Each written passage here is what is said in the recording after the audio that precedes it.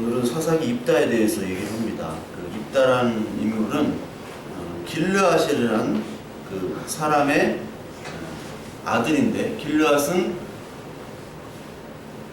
여기 나오면 기생이라고 나옵니다.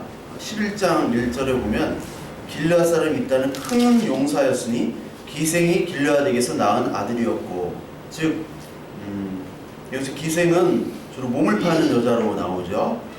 몸을 파는 여자에게서 길르앗이 그 여자에게서 나온 아들이 바로 입다입니다. 그래서 입다는 서자 알죠? 배다른 아들, 정실의 부인이 아니라 서자의 아들이었던 거예요. 그래서 입다가 그 서자의 아들로서 살다가 이제 그 핍박을 받아서 나가게 되죠. 그래서 그 무리를 만듭니다. 여러분 홍길동전 아시죠? 홍길동전에 그 홍길동을 생각하시면 돼요. 서자로 갔다가 나중에 활빈당을 만들죠. 그거와 똑같은 이야기입니다. 그래서 이 입다가 나중에는 그 길르앗 사람들이 우리들을 좀 암몬으로부터 쳐들어온 암몬으로부터 막아달라, 방어해달라, 구해달라 해가지고 이 길르앗을 입다를 찾아가고, 입다가 오늘 하나님께 소원을 내서 하나님이 그걸 들어주셔서 암몬을 물리치고, 그리고 그 물리친 내용뿐만 아니라 이제 그 소원이 어떤 소원이었냐면, 집에서 자기가 물리치고 나올 때 집에서 반기는 첫 번째 사람을 내가 하나님께 번제로 드린다 라고 얘기를 하고, 그 첫 번째 나온 사람이 바로 딸이었던 거죠. 그러니까 번제라는 건 여러분 불태워서 죽이는 거잖아요. 드리는 거잖아요. 그 이야기를 오늘 하고 있는데, 이 이야기를 읽어보면은 문제가 되는 것들이 있습니다. 하나님께서 과연 사람을 번제로 드리는 거에 동의를 했는가? 허락을 왜 하셨는가? 그거에 대한 것. 그리고 하나님께서 전지전능하시다면 만약에 이 입다가 그 번제로 드리려고 할 때 아브라함이 이삭을 번제로 드리려고 할 때처럼 이 스톱해 주시지 않고 왜 그대로 하나님께서는 허락하셨는가? 이런 문제가 있거든요. 그러니까 번제라는 거는 다른 이방 종교에 있는 겁니다. 이스라엘, 특히 남유다에 히스기야의 아버지가 아하스라는 왕인데, 그 아하스는 자기 아들을 번제로 드렸어요. 바쳤어요. 이방신처럼. 그 모압의 그모스가 하는 그런 행위처럼 번제로 드렸습니다. 아들을 죽여가지고. 근데 그런 것들은 없는 거거든요. 마찬가지로 창세기에 아브라함이 이삭을 번제로 드리려고 했죠. 근데 그때 하나님께서 막으셨잖아요. 그것처럼 하나님께서 막으실 수 있음에도 불구하고 이거는 그대로 허락하셨다는 이야기. 그리고 여기에 또 중요한 단어는 서원이라는 얘기입니다. 흔히 이걸 가지고 서원을 해라 말라, 그럼 서원은 무엇인가? 그것에 대해서 우리가 살펴봐야 된다는 거죠. 그래서 우리가 흔히 교회에서 서원을 가지고 하나님을 협박하는 수단으로 사실 많이 삼았습니다. 금식과 서원. 그렇죠. 하나님, 내가 금식할 테니 이거 들어주세요. 하나님, 내가 이렇게 할 테니 이렇게 서원을 합니다. 그러니 하나님께서 이거를 기도를 들어주세요 하는 것으로 금식과 서원이 많이 쓰였어요. 그렇다면 여기 나오는 서원이 무엇이고, 그리고 여기 나오는 왜 하나님께서 번제를 허락하셨으며, 그럼 서원이란 뜻이 무엇이고 이 딸이 죽은 의미는 무엇인가 라는 것들을 우리가 성경 전체적으로 보면서 한번 살펴봐야 될 줄 믿습니다. 그래서 서원이라는 것을 우리가 알아볼 때 서원 제사거든요. 그걸 알아보기 전에 우리는 제사 제도를 좀 봐야 됩니다. 제사 제도는 레위기 1장부터 7장까지 제사 제도로만 되어 있어요. 우리가 성경을 딱 폈을 때 성경이 1장부터 7장까지 계속해서 제사 제도로만 있다는 것은 굉장히 중요한 것이죠. 그래서 제물의 종류에 따라 이런 것들이 있습니다. 첫 번째 뭐라고 나오죠? 재물의 종류에 따라 번제, 소제, 전제. 번제는 짐승을 태우는 겁니다. 전체 다 태우는 거예요. 그리고 소제는 뭘로 하는 제사인가요? 곡식으로 드리는 제사죠. 소제. 그리고 전제는 뭐냐면 번제나 소제를 드릴 때 여기다가 포도주나 기름을 넣는 게 바로 전제예요. 그리고 드리는 방법에 따라는 화제. 화제는 불로 드리는 방법이고, 거제라는 거는 이렇게 번제물을 드릴 때 이렇게 위로 들었다가 놓는 그런 행위를 하는 것들이 거제입니다. 요제는 흔드는 거예요. 이렇게 흔들어 드리는 제사. 재물을 흔들고 위로 받쳤다가 하는 것들을 가지고 그 방법에 따라 이 제사를 나누고, 또 제사의 목적에 따라 나누는데 속죄제, 속건제, 화목제 이런 뜻입니다. 속죄제라는 것은 죄를 사하기 위해 드리는 제사고, 속건제는 속죄제의 하나의 부분이기도 해요.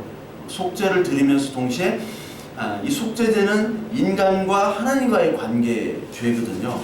근데 속건제는 사람과 사람끼리의 죄입니다. 사람과 사람끼리의, 그리고 어떤 사람을 피해를 주거나 어떤 사람은 뭐 물건을 훔쳤거나 아니면 피해를 줬을 때 그걸 배상하는 그런 그 제사가 바로 속건제예요. 거기다 마지막으로 화목제라는 게 있습니다. 화목제라는 것은 유일하게 제사 제도에서 음식을 다 태우고 다 없애는데, 화목제물만 그 드렸던 음식을 나누어 먹는 제사예요. 즉 화목제는 감사함과 찬양함의 제사입니다. 그리고 화목제는 어떤 의미를 두냐면, 우리가 신약에 혼인잔치가 있죠. 그 혼인잔치 때 음식을 나누잖아요. 그런 의미가 화목제예요. 그래서 이렇게 레위기에 쭉 이렇게 나옵니다. 그래서 레위기 7장 15절부터 16절에 보면은, 감사함으로 드리는 화목제물의 고기는 드리는 그날에 먹을 것이요 조금이라도 이튿날까지 두지 말 것이니라. 그러나 그의 예물의 제물이 서원이나 자원하는 것이면 그 제물을 드린 날에 먹을 것이요 그 남은 것은 이튿날에도 먹되, 이렇게 나옵니다. 그리고 민수기 15장 8절에 보면, 번제로나 서원을 갚는 제사로나 화목제로 수송아지를 예배하는 여호와께 드릴 때에는, 이런 말이 나와요. 즉 서원이라는 말이 계속 나오죠. 서원, 자원. 이런 말은 어디에 쓰이냐면은 화목제에 쓰이는 겁니다. 그러니까 화목제 안에는 서원제, 감사제가 들어있어요. 즉 우리는 서원이라는 뜻을 내가 이렇게 하면 하나님께서 해주실 것입니다 라고 미리 생각하고 드리는 그것을 서원이라고 생각하는데, 성경에 나오는 서원은 감사와 찬양을 서원이라고 합니다. 또 화목제를 서원이라고 해요. 시편에 쭉 이렇게 나오는데, 시편 50편 14절 한번 같이 읽어볼까요? 시작. 감사로 하나님께 제사를 드리며 지존하는 이에게 내 소원을 갚으며. 감사와 서원이 같이 나옵니다. 56절 12절 같이 읽습니다. 하나님이여 내가 주께 소원하는 있사온즉 내가 감사제를 주께 드리니. 내가 서원한 게 있을 때 뭐를 드린다고요? 감사함으로 드린다는 거예요. 근데 우리는 서원할 때 흔히들 서원이라는 것을 내가 이렇게 할 테니 하나님 해 주시옵소서라고 얘기하는데, 그걸 감사의 마음으로 드리진 않죠. 어떻게 보면 거래의 마음으로 드려요. 내가 이 정도 해줄 테니 하나님이 이 정도 해주세요. 그런데 나는 조금 해주고 하나님 많이 해주도록 원하잖아요. 잠언 7장 14절 내가 화목제를 드려 서원한 것을 오늘 갚았노라. 화목제를 드리는 거예요. 감사제를 드리는 거예요. 잔치를 하는 겁니다. 그 감사 찬양에 감사해서 드리는 것이 서원인데, 우리는 감사 찬양은 싹 빼고 내가 얻을 것만, 내가 하나님께로부터 얻을 것만을 생각하면서 하나님 내가 이거 해주시면 해주실 것이죠, 이렇게 얘기하는 거예요. 금식도 마찬가지로 이런 식으로 해버리는 겁니다. 이 감사제, 서원제, 그리고 화목제는 사실 예수 그리스도를 얘기하는 거예요. 우리가 예수 그리스도는 속죄 제물로 오셨다는 건 아시죠? 왜냐하면 우리의 죄를 다 사해 주시기 위해서 제물로 오셨다. 그런데 동시에 화목 제물로도 오셨어요. 에베소 2장 13절 16절 한번 보시면요, 이제 전에는 멀리 있던 너희가 그리스도 예수 안에서 그리스도의 피로 가까워졌느니라. 이게 바로 속죄제예요. 속죄라는 건 뭐냐면 우리가 죄로 인하여 하나님과 우리의 인간 사이가 멀어졌습니다. 그렇죠? 이제 관계가 없는 사람이 되어버렸어요. 하나님을 생각하는 사람이 없잖아요. 아무도 의인이 아닙니다. 이 세상에 의인이 없다고 로마서 3장에 나왔죠. 그런데 예수 그리스도로 말미암아, 오늘 찬양에서 예수 그리스도의 피로 말미암아, 죽으심으로 말미암아 이제 우리가 죄가 사해지고 하나님과 이제 가까이 된 거예요. 그러면서 예수님이 죽으심으로 성소의 휘장이 찢어졌다라는 것은 그 가리고 있던 막이 없어졌다는 거죠. 대제사장이 1년에 한 번만 들어갔던 그 지성소를 이제 우리는 어떤 때든지 어디든지 어느 장소 어느 시간이든지 하나님 앞에 우리는 들어가는 거예요. 캐톨릭처럼 신부를 통해서 들어가는 게 아닙니다.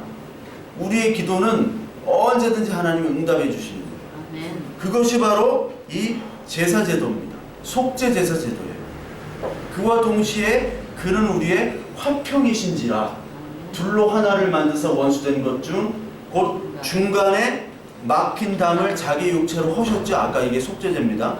법조문으로 된 계명의 율법을 폐하셨고 이는 이들로 자기 안에서 한 세 사람을 지어 화평하게 하시고 또 십자가로 이 둘을 한 몸으로 하나님과 화목하게 하려 하심이라. 원수된 것을 십자가로 소멸하고, 이 말씀이 있어요. 즉 화목하게 했다는 것, 즉 예수 그리스도로 말미암아 이제 하나님과 우리와 화해를 했다는 것입니다. 이게 화목 제물이에요. 그래서 예수 그리스도께서 속죄와 화목으로 오셨던 그것에 감사함으로 드리는 것이 바로 서원이라는 겁니다. 서원. 그래서 서원은 예수 그리스도의 구속사역에서 하나님 나라에 참여해 주신 그것에 감사하고 찬양해서 드리는 것이 바로 서원이에요. 자원하면서 나를 드리는 게 바로 서원제입니다. 거래하는 게 아니에요. 따라서 날 감사하고 찬송하는 것이 아니라 하나님을 감사하고 찬송하는 것이 서원제고, 그것으로 말미암아 나는 당연히 내가 부인되어지고 하나님과만 감사와 찬송이 이어지는 것이 서원제이기 때문에 오늘 드린 입다의 서원과는 전혀 다른 것이죠. 사사기 11장에 보면 11장 35절에 보면은 입다가 옷을 찢었죠. 왜 옷을 찢어요? 슬펐기 때문에. 먼저 나온 사람을 번제로 드린다고 그랬는데 먼저 딸이 나왔어요. 딸이 어떤 딸이냐면 무남동녀래요. 34절. 얼마나 귀한 딸이에요. 그런데 가만히 보면은 왜 이 내 집 문에서 나와서 나를 영접하는 자를 내가 번제로 드린다고 했냐면, 사실은 집에 이 입다가 이제 어떤 큰 세력을 갖췄기 때문에 이 집에 분명히 수종을 드는 하인들이 있었을 거예요. 그런 하인들이 먼저 나왔을 것이다, 나올 것이다 라고 생각하고 이 하인을 죽이고 번제로 하나님께 드리고, 얼마나 좋아요. 번제로 하나님께 드리고 나서 내가 가장 소중히 자기를 증명할 수 있는 것들을 하나님께로부터 받기 위한 거래를 한 겁니다. 딸이 나올 줄 알았으면 이런 얘기 안 했죠. 그러니까 이 사람은 죽여도 돼. 내 하인이니까 죽어도 돼. 그 죽음으로 말미암아 하나님으로부터 나를 증명할, 서자로부터 옛날에 핍박받고 그리고 나를 조롱하고 나를 멸시했던 사람들로부터 내가 진짜 참 하나님의 기도 응답을 받는 참 용사야, 내가 암몬으로부터 구한 여러분들을 구할 수 있는 능력자야 라는 것을 증명하기 위해서 이런 잘못된 서원을 드린다는 거예요. 따라서 이런 잘못된 서원들은 이런 서원이 의미도 없을 뿐더러 하나님께서 받지도 않으십니다. 왜? 감사와 찬송의 서원이 아니기 때문에. 그렇기 때문에 우리가 하나님 이것만 해결해 주신다면 아들을 바치겠나요? 아들을 꼭 바치는 게 꼭 신학교를 가는 거예요. 네, 옛날에 목사가 되게 해야겠습니다. 근데 이 아들이 성적이 안 돼가지고 신학교에 간 거야. 근데 아들을 바치겠습니다. 어떤 사람은 또 이래요. 내가 옛날에 건축원금을 드리기로 서원을 작정을 하잖아요. 꼭 금액을 쓰라고 그래요. 1,000만 원, 500만 원, 200만 원, 300만 원 뭐 쓰라고 그래요. 그게 1억도 있어요. 1억 피타가 예. 된다. 그래요? 예. 쓰라고 했는데 그거를 못 지켰어요. 근데 이거를 막 교회에서 막 지키라고 하거든요. 꼭 하나님께 서원한 거기 때문에. 근데 그거를 못 지키다가 보니까 사업이 안 된 분이 있어요. 근데 내가 이걸 못 지켜서 사업이 안 되나 보다 해가지고 무리를 해서 그거를 지키려고 하는 분들도 좀 봤습니다. 즉 이런 서원을 지키는 이유는 바로 뭐냐면 입다처럼 하나님으로부터 물질적 가시적인 능력의 복을 받기 위한 것 아니면 내가 이것을 지키지 않았기 때문에 하나님께서 혹시 벌 주시지 않을까 하는 그런 마음 때문에 많이 이런 것들을 지켜요. 근데 가만히 따지고 보면요, 저와 여러분들은 늘 하나님의 말씀을 지키지 않습니다. 그렇지 않아요. 다 지키지 않잖아요. 지키려고 노력해도 못 지키잖아요. 그런 거는 못 지키면서 남을 사랑하고 하나님의 말씀을 순종하고 이런 것들은 잘 못 지키면서 꼭 뭐 작정 헌금하는 건 꼭 지키려고 해요. 왜? 뭔가 사람들에게 보여주고 표시가 된 거기 때문에 요거를 하면 하나님께서 축복해 주시겠다라는 이 종교적인 이 마귀적인 속성이 우리 안에 있기 때문에 그런 겁니다. 그래서 교회에서 이런 하나님께 서원한 것들을 꼭 지키라고 하는 그 근거 성경 구절이 있어요. 그게 뭐냐면 신명기 23장입니다. 한번 읽어볼까요? 서원 꼭 지키라고 해요. 하나님께서. 한번 읽어보겠습니다. 내 하나님 여호와께 서원하거든 갚기를 더디하지 말라. 내 하나님 여호와께서 반드시 그것을 내게 요구하시리니 더디면 그것이 너에게 죄가 될 것이라. 내가 서원하지 아니하였으면 무죄하리라. 그러나 내 입으로 말한 것은 그대로 실행하도록 유의해라.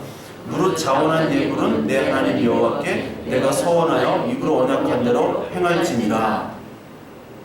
서원하지 않았으면 괜찮은데 서원한 거는 반드시 지키래요. 뭐를 묻는데요? 하나님이 네 죄를 묻겠대요. 그럼 서원한 걸 지켜야 돼요. 그렇죠? 그것도 이런 말씀도 있어요. 민수기 30장 1장 2절에 보면 사람이 여호와께 서원하였거나 결심하고 서약하였으면 깨뜨리지 말고 그가 입으로 말한 대로 다 이행할 것이니라.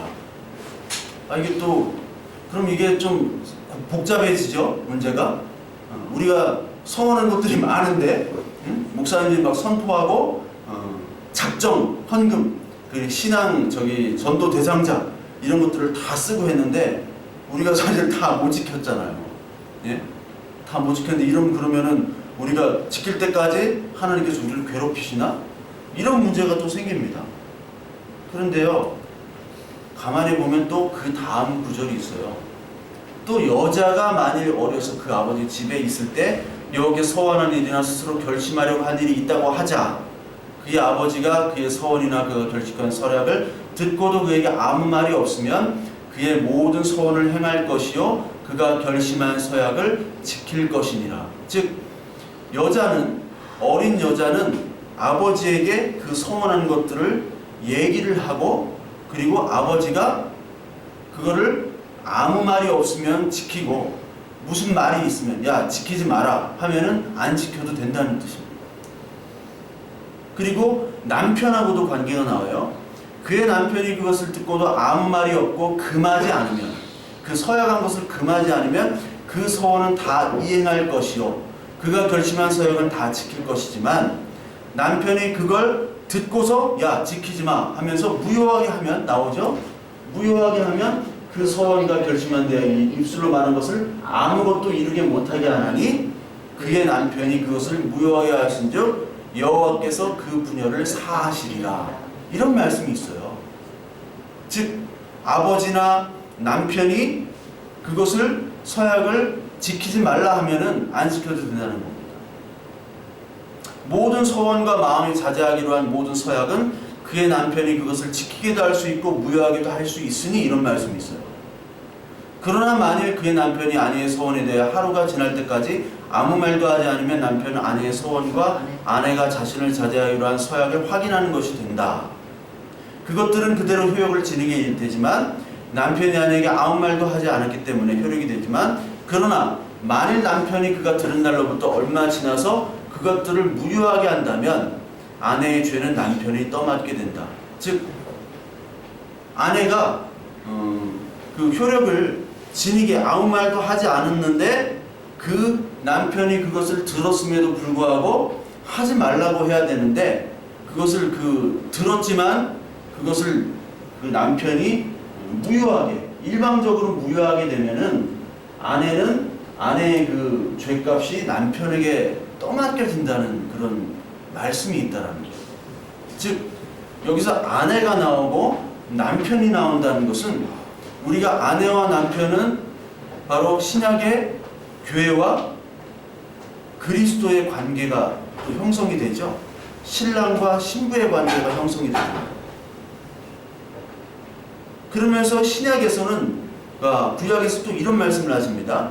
예레미야 5장 1장 2절에 보면 너희는 예루살렘 거리로 빨리 다니면 그 넓은 거리에 찾아보고 알라. 너희가 만일 정의를 행하며 진리를 구하는 자를 한 사람이라도 찾으면 내가 이 성을 용서하리라. 그러면서 그들이 여호와께 살아계심을 두고 맹세할지라도 실상은 거짓 맹세니라. 하나님께서 우리의 맹세와 소원을 인정을 안 하신다는 것으로 나와요. 예수님은 이것을 확정해 주시는데 마태복음 5장 33절 36절 같이 한번 읽어보겠습니다. 시작. 또 옛사람에게 말한바 헛맹세를 하지 말고 내 맹세한 것을 주께 지키라 하였다는 것을 너희가 들었으나 나는 너희에게 이르노니 도무지 맹세하지 말지니 하늘로도 하지 말라 이는 하나님의 보좌이며 땅으로도 하지 말라 이는 하나님의 말씀이며 예루살렘으로도 하지 말라 이는 큰 임금의 성임이요 내 머리로도 하지 말라 이는 내가 한 터럭도 희고 검게 할 수 없음이라. 아멘. 하나님께서는 맹세나 소원을 하지 말라고 그러시대요. 예수님께서. 근데 구약은 하라고 그랬죠. 이게 무슨 말입니까? 율법과 마찬가지예요. 율법을 주신 이유 지키라고 하셨죠. 그러나 율법을 통해서 네가 얼마나 지킬 수 없는 죄인인지를 깨닫고 하나님의 은혜만을 간구하라는 것이에요. 마찬가지로 네가 소원이나 자원을 하지만 그 안에 너희 안에 있는 진짜 감사와 찬송이 있느냐? 사실 네가 소원하는 것, 네가 자원하는 것이 이렇게 함으로써 하나님께로부터 뭔가를 받기 위한 것이 조금이라도 있지 않느냐? 우리에게는 0.00001%라도 있어요. 그러면은 무효가 되는 겁니다. 그렇기 때문에 소원을 하지 말라고 그러는 거예요. 즉 소원을 하더라도 아내의 소원, 즉 우리의 소원은 바로 아버지와 남편이 허락을 해야 된다는 겁니다. 그러면서 이 남편이 아까 보면은 무효한다고 그랬죠?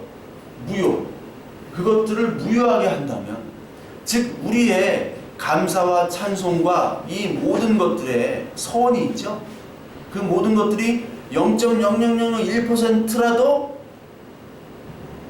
그런 감사와 찬양이 아닌 내 마음의 거래, 내 욕심이 들어간다면 이것을 무효화시키는데 그 무효화하게 된다면 아내의 죄는 바로 남편이 대신 신랑 대신 예수 그리스도가 떠넘기겠다라는 이 얘기예요. 즉 소원하지 말라는 겁니다. 그런 소원을 하나님께서 안 받으신다는 거예요. 즉 입다의 소원을 그렇게 한다 할지라도 입다가 그냥 내가 잘못했습니다. 지금의 시절로 지금 관점으로 보면 잘못했으면 내가 잘못했네요. 소원이라는 것을 모르고 했습니다 하면 하나님께서 사해 주시는 거예요. 왜? 하나님이 대신 떠맡게 되는 거기 때문에. 우리도 마찬가지입니다. 이 소원이라는 것은 누구의 소원이냐? 아까 얘기했듯이 언약이라는 단어가 나왔어요. 여기에 보면은 아까 언약이라는 이 서약 이런 것들이 언약입니다. 이 언약은 누구에게만 쓰이냐면 하나님과 예수 그리스도만에 쓰이는 단어예요. 즉 서원과 자원은 우리가 온전하게 할 수가 없습니다. 100% 티끌의 오점도 없이 하나님께 우리가 감사와 찬송과 서원을 그 마음으로 드릴 수가 없어요. 내가 이렇게 했기 때문에 하나님 뭐라도 하나, 정말 콩고물이라도 하나 나중에라도 주시겠지. 그때는 그런 마음이 없을지라도. 그렇기 때문에 하나님은 그것을 서원하지 말라고 한 거예요. 이 서원은 곧 언약인데 자원하여 드릴 수 있는 유일한 분은 바로 예수 그리스도밖에 없는 거예요. 즉, 이 서원, 맹세는 하나님의 언약과 우리의 죄악을 드러내는 도구예요. 그러니까 한번 네가 해봐라. 그게 되나 안 되나. 그 얘기입니다. 따라서 이 입다가 이렇게 서원을 했죠. 그런데 서원을 하게 만든 분이 있어요. 서원을 하게 만든 분이 뭐냐면 11장 29절 한번 볼까요? 11장 29절. 사사기 11장 29절을 보면 이에 여호와의 영이 입다에게 임하시니라는 말이 있어요. 이미 입다에게 하나님의 성령이 임했습니다. 구약 때는 성령이 임했다가 나간다고 그랬죠. 그 사역을 다 하면 나가요. 그러나 오순절 성령 이후는 우리가 성령이 임했기 때문에 말씀을 깨닫고 하나님의 마음을 깨닫게 하는 영이라고 그랬어요. 그러니까 이 입다에게 성령의 영이 임했는데 임하자마자 여호와께 서원을 해요. 서원을 해서 결국 딸을 바치게 됩니다. 아니, 성령이 임한 사람이 어떻게 딸을 번제물로, 나온 사람을 번제물로 바치게 하겠다는 서원을 하며 감사 찬송을 얻고 그런 서원을 하게 되며 또 나중에 이 딸을 결국은 바치죠. 서원을 지킨다고 해서. 왜 이런 일들이 벌어졌을까? 바로 성령의 일 때문에 그래요. 지난주에도 얘기했죠. 성령은 죄에 대하여, 의에 대하여, 심판에 대하여 깨닫게 하신다고 그랬죠. 그러니까 성령이 없는 사람은 죄가 무엇인지 몰라요. 나는 요 정도, 나는 뭐 감옥에 안 갔기 때문에 나는 죄인이 아니야. 근데 감옥에 있는 사람은 죄인이야. 이렇게 판단한다고. 죄는 하나님과 우리와의 문제인데, 의도 하나님과 우리와의 문제입니다. 의리가 아니에요. 심판이 어딨어? 나는 지금까지 준법 정신을 가지고 잘 살았는데. 심판은 하나님의 죄와 그리고 의를 깨닫지 못하는 사람들이 심판의 대상이라는 것을 성령을 통해서 이 말씀을 깨닫게 해주시는 영입니다. 따라서 성령의 충만, 성령의 은혜라는 것은 내가 왜 심판받을 죄인인가를 깨닫게 되고, 그리고 죽을 죄인임에도 불구하고, 그럼에도 불구하고 하나님께서 대속해 주신 그 예수 그리스도의 은혜를 보게 하는 것이 성령 충만한 사람들의 모습이에요. 근데 입다가 성령 충만한 성령을 받았는데 왜 이렇게 됐냐? 자기의 죄가 여기서 깨달아지는 겁니다. 자기는 거래를 한 게 여기서 드러난 거예요. 그러면서 딸이 나오니까 거기서 운 겁니다. 내가 지금까지 잘못했구나. 서원이 이게 아니었는데 내가 전쟁에서 승리를 했습니다. 외적으로는 내가 승리하고 다른 사람의 칭찬을 받았습니다. 가정적으로는 내 딸을 잃게 됐어요. 그러면서 나에 대한 승리가 아무것도 아닌 게 되어버립니다. 즉 하나님의 성령이 임하면, 우리의 죄악을 깨달으면 내가 성공을 했고 명예를 갖고 돈이 많고 한 것과 상관없이 나의 죄악 때문에 슬퍼지는 거예요. 그것이 바로 성령의 은혜를 깨닫는 사람들의 모습입니다. 그래서 온전하게 감사하지 못하고 내가 거래를 했구나라는 것을 깨닫게 돼서 여기서 애통하고 슬퍼하는 사람이 되어버리는 거예요. 즉 성령의 사람이 되어버리는 겁니다. 그때 신랑 남편 되신 예수 그리스도가 교회인 우리 여자 신부인 우리를 위해서 죽으셨듯이 그 딸이 입다, 즉 아버지의 죄악을 대신해서 죽는 것이 바로 번제로 표현이 된 거예요. 즉 이 딸은 하나님과 하나님의 언약을 깨트린 그 아버지 입다를 대신해서 내가 제물이 되어야겠다라고 하나님께서 또 그 딸에게 감동을 주셨겠죠. 즉 무죄한 외동딸이에요. 죄가 없는 처녀라고 그랬습니다. 처녀는 정결한 신부로 표현이 되는 거예요. 우리 교회를 정결한 깨끗한 신부로 하나님께서 원하시잖아요. 근데 이스라엘은 더러운 음녀입니다. 그리고 자신이 왕이 되기 위한, 입대하는 자신의 왕만을 위한 그런 이스라엘 백성들의 대표적인 인물이에요. 그 인물들을 다 사하기 위해서 딸이 대신 정결한 처녀의 신부인 이 딸이 애곡하면서 번제물로 바쳐집니다. 그러면서 이 딸이 친구들과 함께 산으로 올라가서 애곡을 한다고 그러죠. 친구들과 함께 산으로 올라간다. 여러분 신약 성경에 보면 예수님께서 제자들과 함께 산으로 올라가신 장면들이 많죠. 그리고 마지막에 십자가에 죽으시기 전에 번제물로, 속죄제물, 화목제물로 드려지시기 전에 감람산으로 가셔서 겟세마네 동산에서 제자들과 함께 기도를 하셨잖아요. 애통하며 기도하셨잖아요. 그 장면이 바로 이 딸이 애곡하는 장면과 동일한 장면입니다. 그래서 예수님께서는 애곡을 하시고 우셨습니다. 이 딸처럼. 누가복음 19장 41절부터 44절 보면 가까이 오사 성을 보시고 우시며 이르시되, 우셨어요 예수님이. 너도 오늘 평화에 관한 일을 알았더라면 좋을 뻔하였거니와 지금 내 눈에 숨겨졌도다. 날이 이를지라 내 원수들이 토둔을 쌓고 너를 둘러 사면으로 가두고 또 너와 및 그 가운데 있는 내 자식들을 땅에 메어치며 돌 하나도 돌 위에 남기지 아니하리니 이는 내가 보살핌을 받는 날을 알지 못하면 이남이라 하시니라. 예수님께서는 그 예루살렘 성을 보시며 우셨어요. 왜 우셨습니까? 이 하나님 예수 그리스도의 아들이 와서 그 일들을 알려줬음에도 불구하고 그것들을 받아들이지 못하는 것들을 보고 우셨어요. 근데 그 예루살렘의 백성들, 많은 수의 무리들은 뭘 보고 울었냐면 로마로부터 핍박을 받고 압제를 받는 것에 분통해서 울었고요. 그리고 배고픔에 울었고요. 왜 예수라는 사람이 그렇게 병을 고쳐주고 먹을 거를 줬는데 왜 지금은 안 주고 왜 지금 기적을 베풀지 않고 왜 자기가 죽어야겠다고 얘기를 하는지에 대해서 원망하면서 울었다는 거예요. 즉 그들은 빵을 원했습니다. 밥을 원했어요. 근데 예수님이 운 이유는 그 이유가 아니죠. 왜 깨닫지 못하느냐. 내가 와서 보이고 가르치고 말씀을 전했는데 왜 구약 성경에 계시한 내가 왔는데 네 백성들, 내 백성들은 깨닫지 못함에 대한 안타까움에 대한 울음이었어요. 또 예수님이 울으신 적이 있는데 마리아와 마르다의 오빠인 나사로가 죽었을 때 이때 우셨죠. 마리아와 마르다는 예수님이 좀 일찍 왔으면 그 능력의 힘으로 우리 오빠를 살릴 수 있었는데 왜 늦게 오셨냐. 죽은 지 며칠 됐다고 그랬어요. 나흘인가 사흘 됐다고 그랬잖아요. 나흘이었나요? 나흘이나 됐는데 왜 그 전에 오셔도 되는데 왜 지금 오셨습니까? 원망하는 거예요. 살릴 수 있었는데 예수님 당신 때문에 우리 오빠가 지금 죽었다.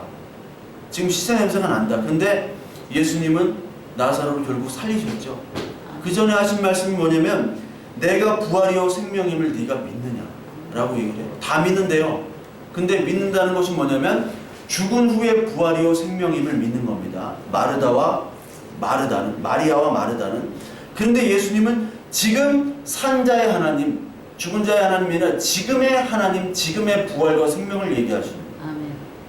마리아가 예수 계신 곳에 가서 배웠고 그 발 앞에 엎드려 이르되 주께서 여기 계셨더라면 내 오라버니가 죽지 아니하였겠나이다 하더라.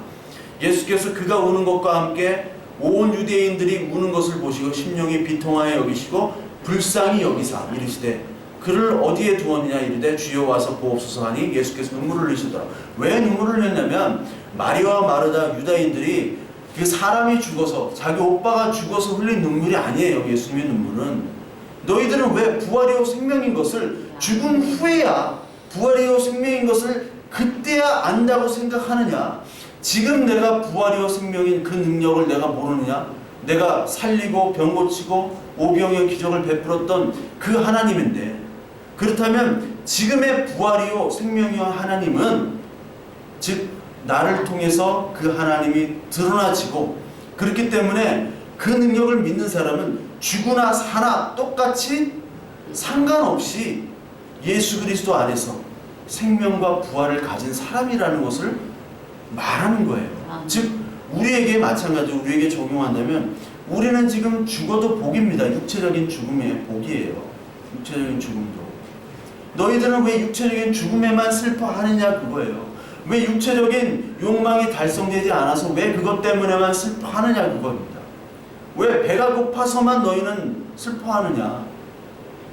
나만으로 내가 부활이요 생명 대신 나만으로 부활이요 생명 기쁨을 누릴 수 없느냐 하시는 말씀이에요.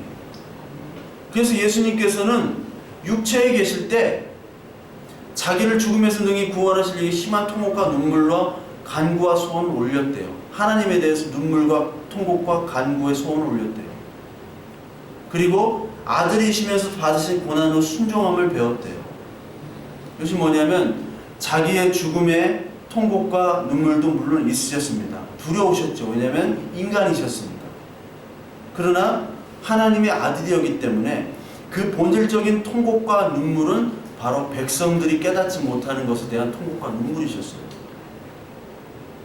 따라서 마찬가지입니다. 우리에게도 이 딸이 입다의 딸이 죽어서 번제물로 드려진 그러면서 애통했던 것을 통해서 우리도 무엇을 애통해야 되는가?